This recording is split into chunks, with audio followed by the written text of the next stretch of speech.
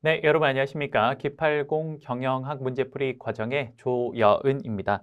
여러분들 오늘은요, 지난 시간에 이어서 계속해서 394번부터 한번 풀어보도록 할게요. 394번, 한번 봅시다. 자, 다음 소비자 행동 이론에 관한 설명 중 가장 옳지 않은 거를 물었습니다. 옳지 않은 거, 틀린 거. 자, 보겠습니다. 자, 1번 소비자 지각과 관련하여 이 점이 불분명하고 세분 시장이 측정되어 있지 않은 경우에는 모호한 자극이 유효하다. 그렇죠. 뭔가 명확하게 안 되어 있을 때는요. 오히려 약간 이 마치 세분 시장도요. 시장이 세분화가 잘 안 되어 있을 때는 오히려 비차별적 마케팅 뭐 이런 것들이 훨씬 더 유리하듯이 이럴 때는 모호한 자극이 유리한 게 맞겠네요. 그렇죠? 그다음 두 번째 한번 봅시다. 두 번째 소비자는 지각적 방어에 의해 두려운 자극을 회피하는 경향이 강하므로 두려움 소구는 효과적이지 못하다. 아니죠. 이 두려움 소구라는 건 뭐냐면요. 소비자들에게 약간의 공포감을 주는 거예요. 공포감. 그래서 그 공포감을 통해서 소비자가 약간 일깨우게 만드는 건데 이게 효과적이지 못하다. 아닙니다. 효과적일 때가 있습니다. 그러니까 쉽게 말하면 두려움 소구의 가장 대표적인 예가 여러분 흡연 광고예요. 그러니까 흡연 광고 보면 어떻게 합니까? 그 흡연 광고, 일종의 그 마케팅이죠. 그 흡연 광고는 그걸 했을 때 우리가 막 간이 안 좋아지거나 이런 나쁜 것들을 막 보여주잖아요. 그런 것들이 대표적인 게 두려움 소구에 해당됩니다. 됐습니까? 그래서 정답은 2번이 되겠네요. 3번 보상 모형을 사용하여 대안 평가를 할 경우에는 총 효용 점수가 같다고 해서 두 제품의 실제적인 특성이 동일하다고 보긴 힘들죠. 그렇죠? 4번의 관여도는 제품에 따라 달라지지만 개인이나 상황에 따라서도 얼마든지 달라질 수 있죠. 그래서 제가 앞에서 했던 설명 중에 이런 이야기를 했죠. 그 개인의 성향에 따라서 얼마든지 저관여, 고관여가 바뀔 수 있다.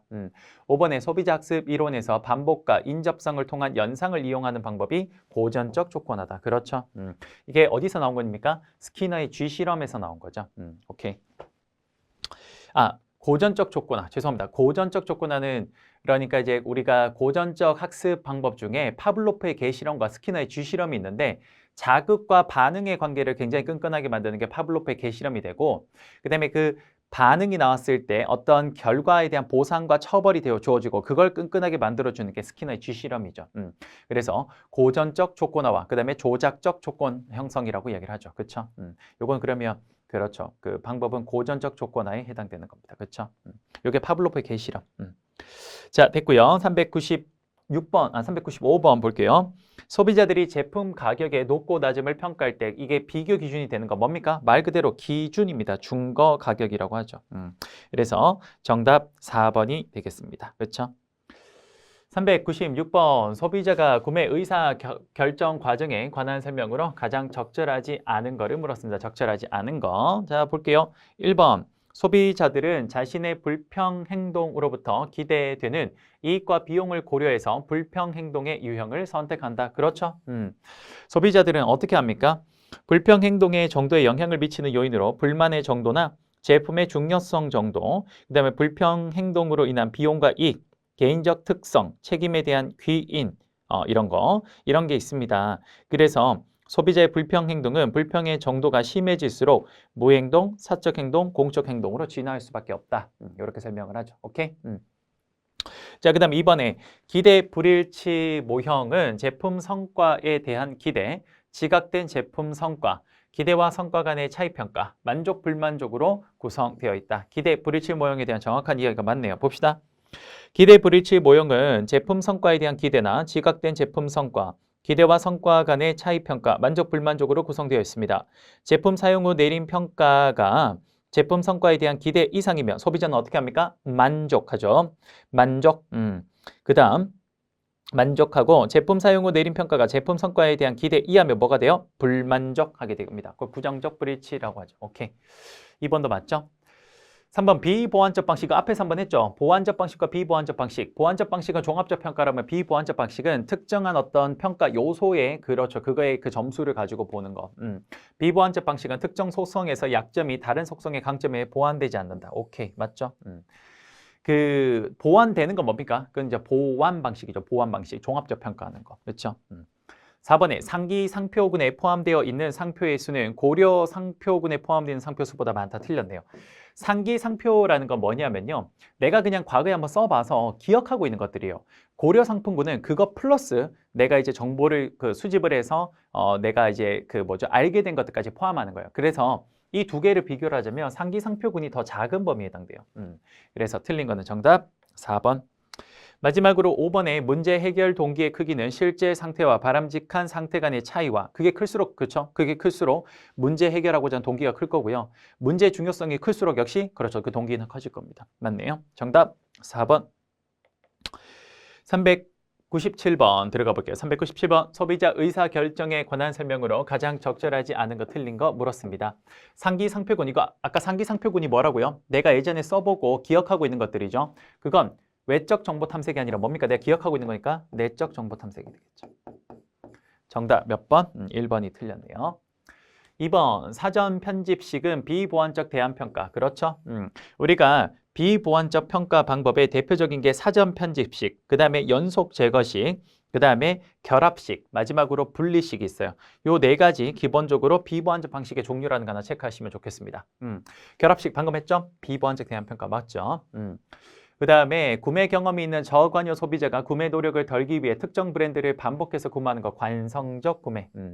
그 관성, 그렇죠. 일상생활에 자기가 사던 거 쭉 사버리는 거. 5번에 특정 브랜드에 대해 호의적 태도를 가지고 반복 구매하는 것은 브랜드 충성도. 오케이. 이걸 뭐라고 할까요? 로열티라고 하죠. 로열티. 그렇죠. 정답 1번. 오케이.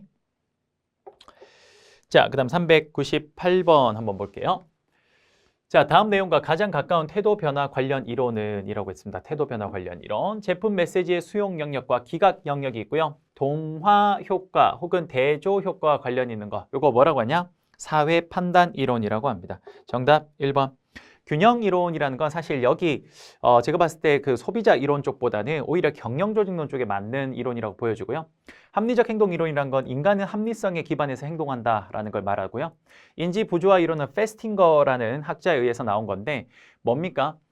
내가 담배가 해롭다라는 걸 알면서 담배를 피는 행동. 이때 우리는 인지의 부조화가 발생하는 거죠. 그랬을 때 우리가 행동이 발생할 수 있다라는 게 인지 부조화 이론이고 자기 지각 이론은 말 그대로 그냥 지각하는 거죠. 됐습니다. 이렇게 해서 398번까지 한번 끝을 내봤고요. 399번 한번 볼게요. 마케팅 시장 조사에서 1차 자료 수집 방법이 아닌 것은 관찰법, 설문지법, FGI법, 표적 집단 조사법이죠. 면접법, 이거 전부 다 뭐예요? 1차. 논문 검색은 뭐예요? 2차. 간접 방법. 정답 5번. 간단했네요. 자, 400번 수요의 가격 탄력성 봅시다. 400번 수요의 가격 탄력성이 가장 높은 경우는 자 봅시다. 수요의 가격 탄력성이라는 건 뭐냐면요. 가격 변화분의 그 다음에 수요 변화예요. 그럼 쌤 수요의 가격 탄력성이 높으려면 어떻게 해야 되냐면요. 이렇게 해야 돼요. 어떻게 돼야 되냐. 가격이 조금 변할 때, 가격이 이렇게 조금 변할 때 수요가 아주 크게 변해줘야 됩니다. 그래서 그 경우를 찾아야 되는 거예요. 자, 볼게요. 가장 높은 경우 찾아라 그랬죠. 1번 대체제나 경쟁제가 거의 없을 때 그럼 봐요. 가격이 크게 변해도 대체제가 없으면 다른 사람들이 그쪽으로 다른 소비를 할 수 있고 할 수가 없고 무조건 이것만 해야 되잖아. 그렇죠? 가격이 크게 변해도 수요가 조금 변하기 때문에 이건 수요의 가격 탄력성이 낮은 경우입니다. 그렇죠? 그 다음 두 번째, 구매자들이 높은 가격을 쉽게 지각하지 못할 때 그럼 가격을 많이 올려도 사람들이 소비가 조금밖에 안 줄어드니까 뭐가 돼요? 그렇죠? 탄력성이 낮은 경우죠. 가격이 조금 변할 때 수요가 크게 변해야 탄력성이 큰 거예요. 그렇죠? 3번, 구매자들이 구매 습관을 바꾸기 어려울 때 역시나 가격이 높아져도 사람들이 조금밖에 못 줄이겠죠. 구매 습관이 그러면 탄력성이 낮죠. 4번, 구매자들이 대체품의 가격을 쉽게 비교할 수 있을 때 그렇지. 그러면 그 제품의 가격을 비교를 빨리 할 수 있으면 가격이 조금 변해도 좀 더 싼 게 있으면 그쪽으로 다 가버리겠죠. 가격이 조금만 내려도 사람들의 소비가 확 올라가겠죠. 여기에 맞네. 정답 4번. 5번, 구매자들이 높은 가격이 그만한 이유가 있다고 생각할 때 그럼 가격이 아무리 올라도 사람들이 소비가 조금밖에 안 줄 거니까 이것도 탄력성이 낮은 경우죠. 정답 4번. 됐습니까? 약간 이건 물론 마케팅에 나오는 거긴 한데 수요의 가격 탄력성은 사실 경제학적인 내용 요소랑 좀 많이 닮아 있어요. 근데 마케팅에 나오는 건 맞아요. 하나 체크만 해놓으면 됩니다. 자, 401번 관계 마케팅 뭐라고 했습니까? 이거 CRM이라고 했죠. CRM. 자, 관계 마케팅의 등장 배경으로 옳지 않은 것은 그렇죠. 정보통신의 급격한 발전으로 소비자들 한 명 한 명당의 니즈를 우리가 파악해서 관계 마케팅을 할 수 있게 되었죠. 이번 구매자 중심 시장에서 판매자 중심 시장으로 전환, 반대가 되어 있죠. 반대. 이렇게. 판매자 중심 시장에서 구매자 중심 시장으로 바뀌면서 관계 마케팅이 등장한 거니까 틀린 거는 몇 번? 2번이 되겠네요. 3번 고객 욕구 다양화로 고객 만족이 더욱 어려워져서 그렇죠. 좀 더 니즈에 맞는 거를 1대1로 관계 마케팅하는 거. 시장 규제 완화로 신시장 진입 기회 증가에 따라 경쟁자가 증가하니까 그렇네요. 기존 고객을 유지하기가 훨씬 어려워져서 더 관심을 많이 쏟아야 되고 5번 마케팅 커뮤니케이션의 효율성을 높이기 위해 표적 고객들에게 차별화된 메시지를 한다는 것 자체가 관계 마케팅을 말하는 거죠. 정답은 2번이 되겠습니다. 됐죠? 자, 이렇게 해서 우리 그렇네요. 시장 기회 분석의 출제 예상 문제까지 다 봤고요. 이제 그다음 두 번째 주제인 STP로 들어가 보겠습니다. 자, 우리 STP 앞에서 제가 한번 했죠. 우선 우리가 STP의 첫 번째 S가 시장 세분화, 세그멘테이션.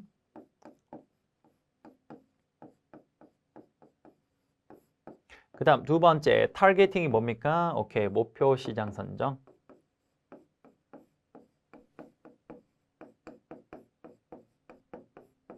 마지막이 뭐예요? 제품의 포지셔닝. 요렇게 되잖아요. 그렇죠? 요 3단계. 요거. 자, 그때 이제 시장 세분화 변수 뭐 이런 것들 좀 중요하죠. 시장 세분화 변수 요거 이제 나중에 우리 한번 볼 거고요.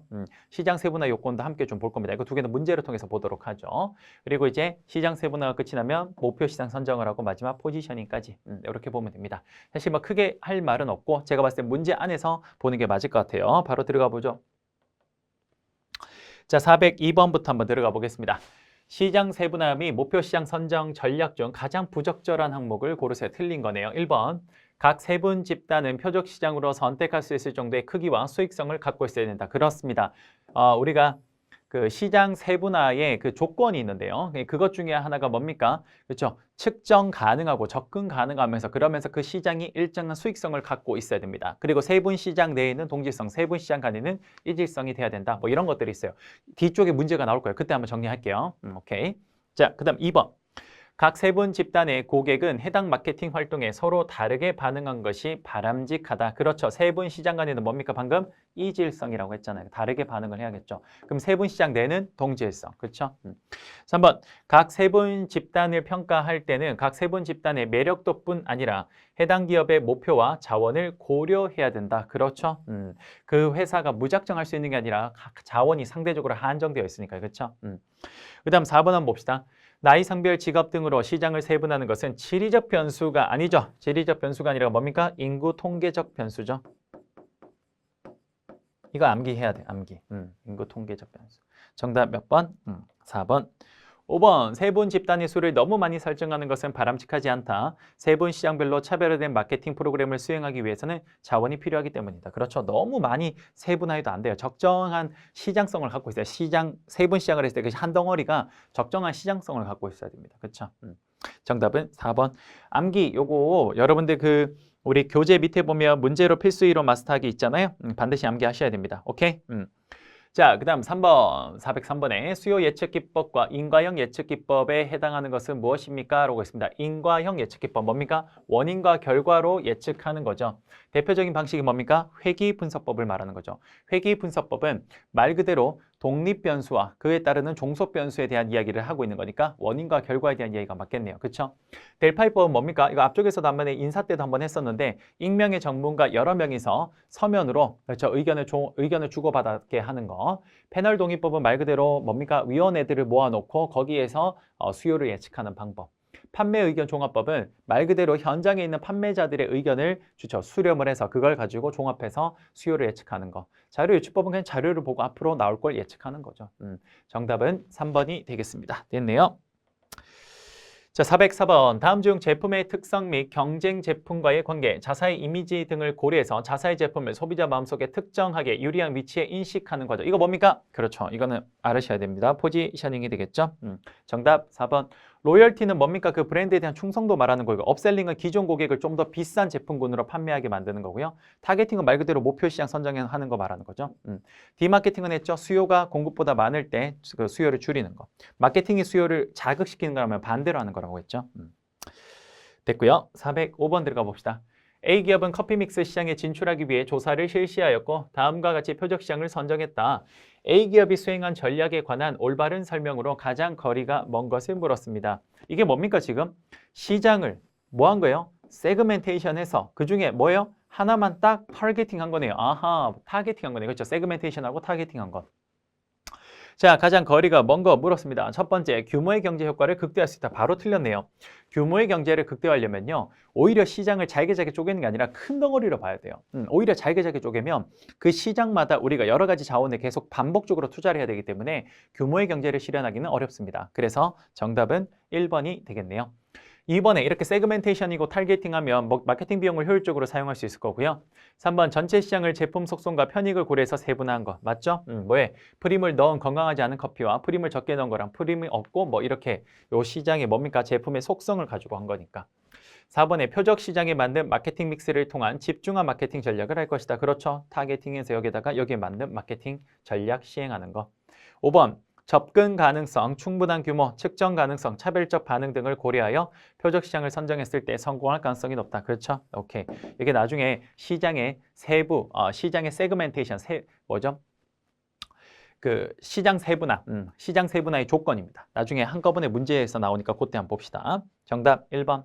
오케이.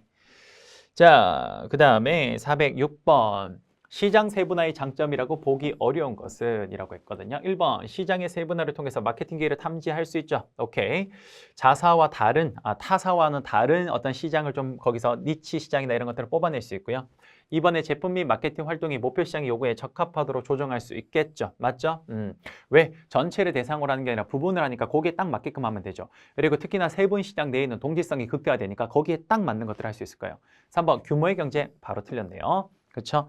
규모의 경제는 시장 세분화에 오히려 발생하지 않는 거예요. 그렇죠? 4번 시장 세분화의 반응도에 근거하여 마케팅 자원을 보다 효율적으로 배분할 수 있을 거고요.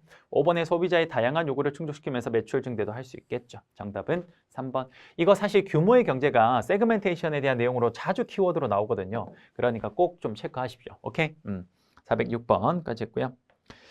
자, 그 다음 407번 나오네요. 드디어 이걸로, 그쵸. STP 출제 예상 문제 바로 들어갑시다. 407번 이거예요. 시장 세분화에 갖춰야 될 요건. 이걸로 정리합시다. 이걸로.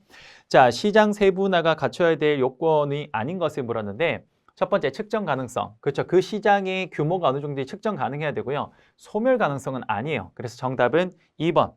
그 다음 3번, 그 시장이 충분히 상품성이 있어야 돼요. 그러니까 시장성이 있어야 되는 거죠. 그러니까 충분한 규모의 시장성 맞고요.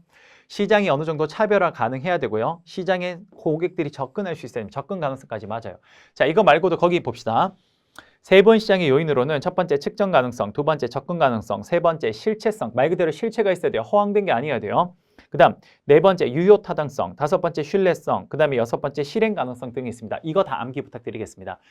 세분 시장의 요건으로 자주 나오니까 그걸로 정리하도록 할게요. 오케이? 됐고요. 408번 뭐 같이 나오네요. 세분 시장 요건으로 적절한 항목 모두 몇 개입니까? 첫 번째 측정 가능한 거 맞고요. 규모의 실체성 있어야 되고요. 접근 가능성 맞고요. 세분 시장 내의 동질성, 세분 시장 간 이질성, 차별적 반응 맞죠? 정답 몇 번? 다 맞네요. 정답 5번. 자, 409번 보도록 하겠습니다. 효과적인 시장 세분화를 위해 세분 시장이 갖추어야 될 다음 요건 중에서 가장 적절하지 않은 거자 틀린 거 물었습니다. 그렇죠? 1번, 세분 시장의 크기, 구매력, 기타, 특성 등을 측정할 수 있어야 된다. 그렇죠? 측정 가능성. 그렇죠? 2번, 세분 시장에 속하는 고객들에게 효과적이고 효율적으로 접근해야 된다. 그렇죠? 오케이. 3번, 세분 시장이 너무 작아서도 안 되겠죠. 그렇죠? 시장성이 있어야 됩니다. 4번, 경쟁회사의 세분 시장에 대응할 수 있도록 세분 시장을 결정해야 된다. 경쟁회사의 세분 시장에 반드시 대응해야 되는 건 아니에요. 그래서 비차별적 마케팅은 오히려 경쟁회사가 시장을 세분화한 거를 우리는 그걸 하지 않고 그냥 역으로 전체 시장을 도달하는 방법도 있습니다. 정답은 4번. 5번에 같은 세분 시장에 속한 고객끼리는 최대한 비슷, 동질성 있어야 되고요. 서로 다른 시장은 뭡니까? 이질성이 있어야 됩니다. 정답은 4번이 되겠네요. 사실 1번, 2번, 3번, 5번이 확실히 맞는 말이라서 4번이 좀 틀린 걸로 봐야 될 것 같습니다. 됐죠? 4번이 이게 약간 좀 어렵게 애매하게 적혀 있죠. 그래서 4번이 틀린 말로 보면 되겠습니다. 오케이. 자, 그 다음에 410번 보도록 하죠. 410번 시장 세분화에 관한 다음 설명 중 가장 적절하지 않은 거. 자, 이제 여러분 계속 비슷한 문제 푸니까 좀 감이 좀 오죠. 보겠습니다. 효과적인 시장 세분화를 위해서는 세분 시장의 규모가 측정 가능해야 되죠. 그렇죠? 2번 제품의 사용 상황이나 사용량, 추구 편익은 행동적 세분화 변수. 맞죠? 구매 행동적 변수. 그렇죠? 아까 암기하라고 했던 거. 3번 시장 세분화에서는 동일한 세분 시장 내에 있는 소비자들은 이질성이 극대가 아니라 뭐라 그랬죠? 오케이, 동질성. 좋아요. 정답 몇 번? 3번. 4번 하나의 특정한 시장 세분화 기준 변수가 모든 상황에서 가장 효과적인 것은 아닙니다. 상황에 맞게끔 해야겠죠. 맞죠? 5번의 시장 세분화를 통해 소비자들의 다양한 욕구를 보다 잘 만족시킬 수 있겠죠. 그렇죠. 나누어서 거기에 딱딱 맞게끔 차별적 마케팅을 할 수 있으니까요. 그렇죠? 정답은 3번. 자, 411번 한번 봅시다. 시장 세분화. 그렇죠. 기준 뭘로 하는 건지 나오는 거네요. 자, 1번 효익을 세분화한 거는 소비자들이 제품에서 추구하는 편익에 따라 시장을 나누는 거. 맞죠? 2번에 심리적 세분화는 연령, 교육 수준, 성별, 가족 규모 등에 따라서 시장을 나눈다. 아니죠. 연령, 교육 수준, 성별, 가족 규모 이건 전부 다 뭡니까? 인구 통계적 세분화죠. 심리적 세분화가 아니라 인구 통계적 세분화.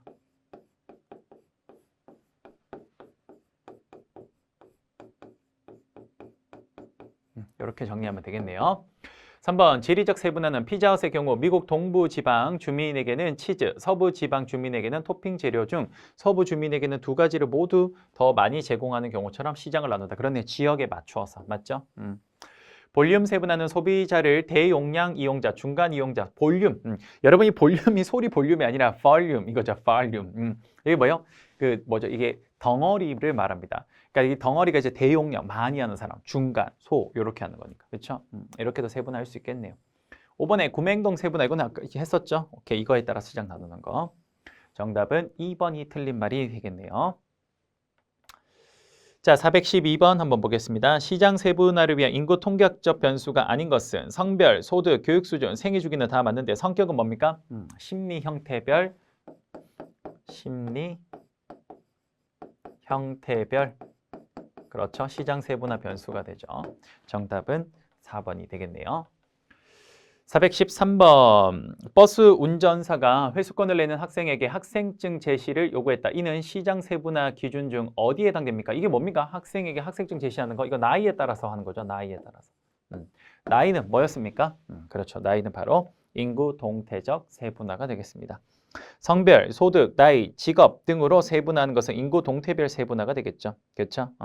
학생과 성인으로 구분하는 것 자체가 나이로 하는 거니까. 그렇죠? 오케이. 자, 그 다음에 414번 한번 봅시다.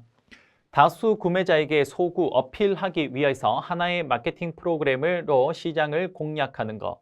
소비자들 간의 차이보다는 공통점에 대해서 중점을 두는 거. 이게 뭡니까? 차별하지 않는 거죠. 뭡니까? 비차별, 무차별적 마케팅. 정답 4번이 되겠네요. 그렇죠?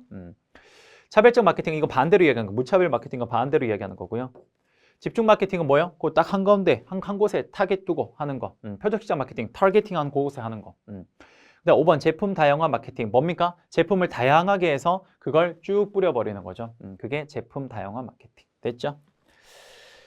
자, 415번 들어가 보겠습니다. 다음 보기 중 시장 목표 선정과 관련해서 옳은 거, 맞는 거를 찾으세요 라고 했습니다. A. 차별화 마케팅은 대량 생산이나 생산의 표준화에 적절하다. 반대죠, 반대죠. 차별화 마케팅 오히려 대량 생산 쪽이 아니죠. 표준화 쪽도 아니죠. 오히려 차별화 마케팅은 뭡니까? 소량 생산과 고객의 니즈에 맞게끔 하는 거니까 1번 틀렸네요. 2번 비차별화 마케팅은 전체 시장 포괄하는 거 맞고요. 집중 마케팅은 운영상 경제성은 높죠. 그렇죠. 하나의 시장에 딱 타겟으로 가는 거니까 니치 시장 같은 데 들어가는 거. 하지만 그 시장이 만약 망가져 버리면 어떻게 됩니까? 전체 사업이 휘청거릴 수 있죠. 그게 위험성은 높아요. 정답은 B, C. 정답 몇 번? 2번이 되겠네요.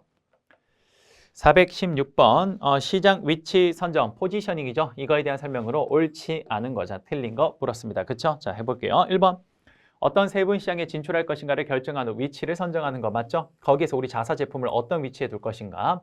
2번 소비자 마음속에 경쟁 제품과 비교해서 우위에 있는 위치를 선정해야겠죠. 그래서 우리가 포지셔닝 맵이라는 걸 통해서 이걸 할 수 있죠. by 뭐?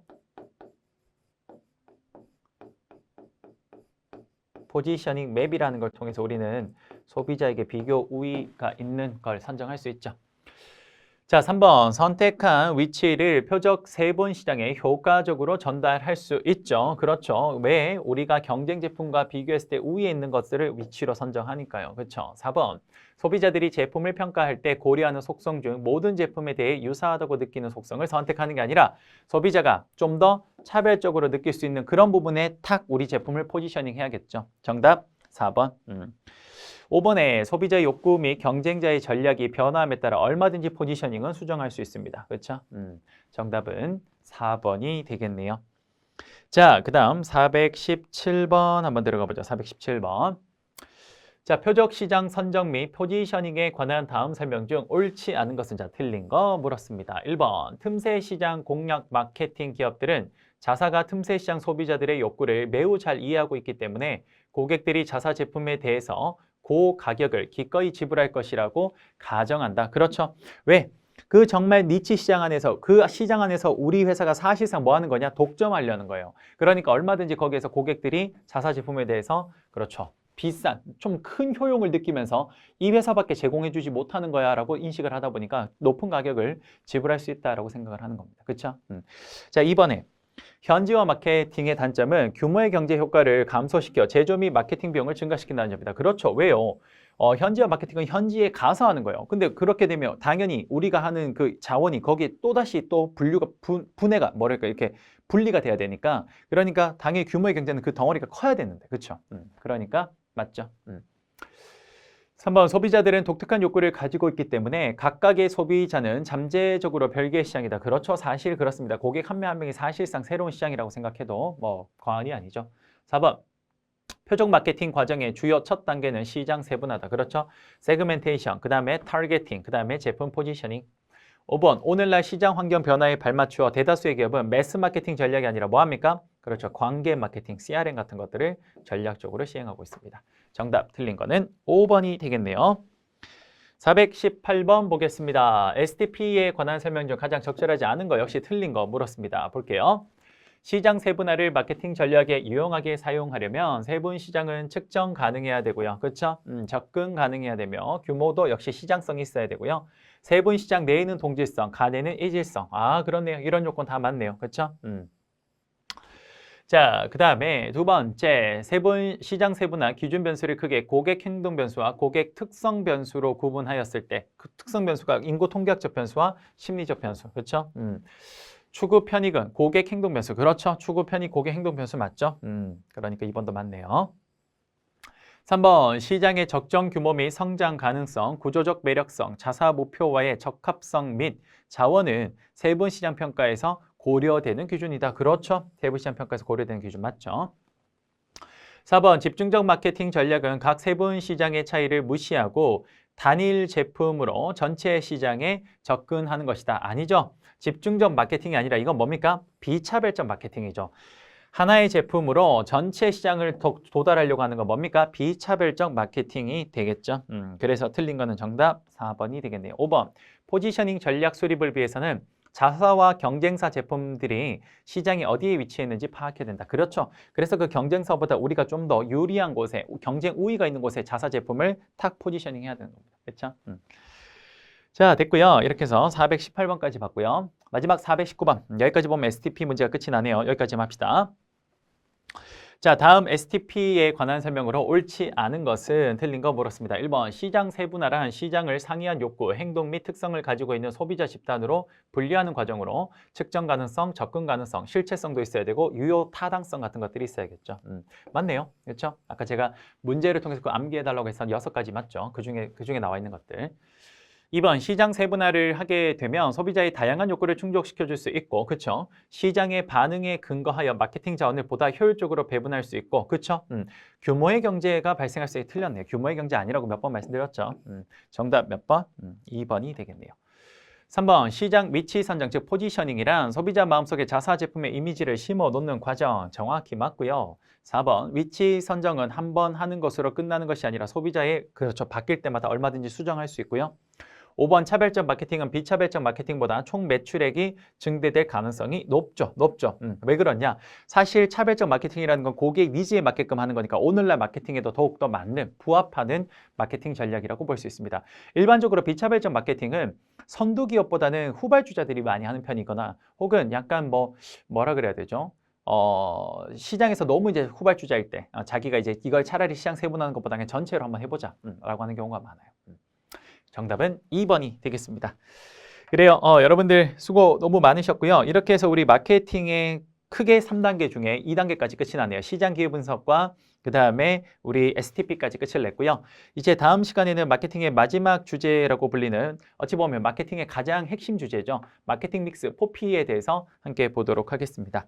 그래요. 여러분들 수고 너무 많으셨고요. 저는 다음 시간에 다시 찾아뵙도록 하겠습니다. 여러분 감사합니다.